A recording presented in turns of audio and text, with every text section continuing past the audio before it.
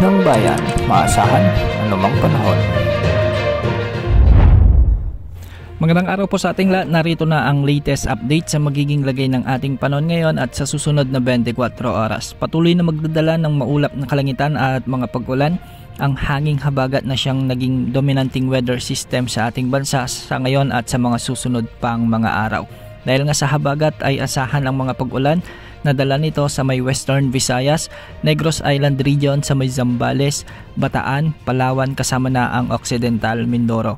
Ang mga lugar na ito ay pinapayuhang maging alerto sa posibilidad o banta ng mga biglaang pagbaha o pagguho ng lupa lalo na kung may mga katamtaman at malalakas na pag-ulan. Habagat din ang magdadala ng maulap na papawirin na may mga kalat-kalat na pag-ulan at thunderstorms sa Metro Manila, sa buong Mindanao, ang nalalabing bahagi ng Visayas, Cavite at Batangas. Kaya makikita natin sa ating satellite animations na maraming lugar sa mga nabanggit natin na mga lugar ang makakaranas ng minsan ay katamtaman at malalakas na pag-ulan, kaya posible pa rin ang banta ng mga biglaang pagbaha o pagguho ng lupa. Para naman sa nalalabing bahagi ng Luzon ay magiging bahagyang maulap hanggang sa maulap din ang mga kalangitan na may mga tsansa ng mga kalat-kalat na pag-ulan at pagkidlat pagkulog dulot pa rin ng umiiral na hanging habagat.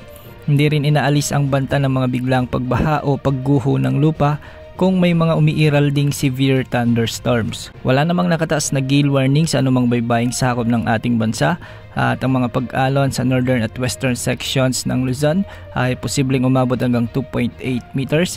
Para naman sa nalalabing baybayin ng bansa ay posible ang mga pag-alon hanggang 2.1 meters. Samantala, may minomonitor tayong bagyo sa labas ng ating area of responsibility at huli itong namataan sa layong 1,920 kilometers, hilagang silangan ng extreme northern Luzon. Taglay nito ngayon ang lakas ng hangin na umaabot sa 45 kilometers per hour malapit sa gitna at pagbugsong umaabot sa 55 kilometers per hour. Mabagal itong kumikilos ng pakanluran at hindi rin naman nakikitang makakaapekto sa anumang bahagi ng ating bansa o di kaya naman ay hindi rin ito inaasahang palalakasin ng habagat sa mga susunod na araw.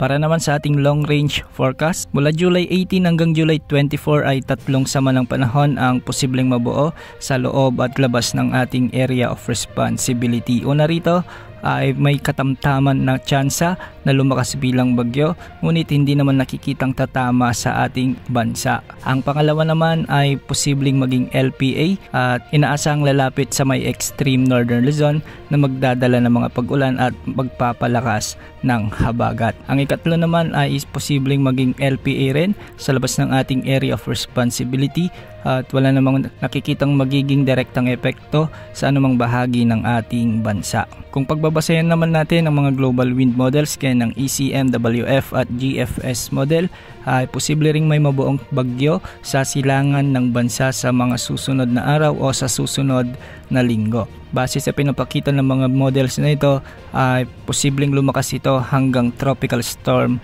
category at bahagyang lalapit sa bahagi ng northern Luzon.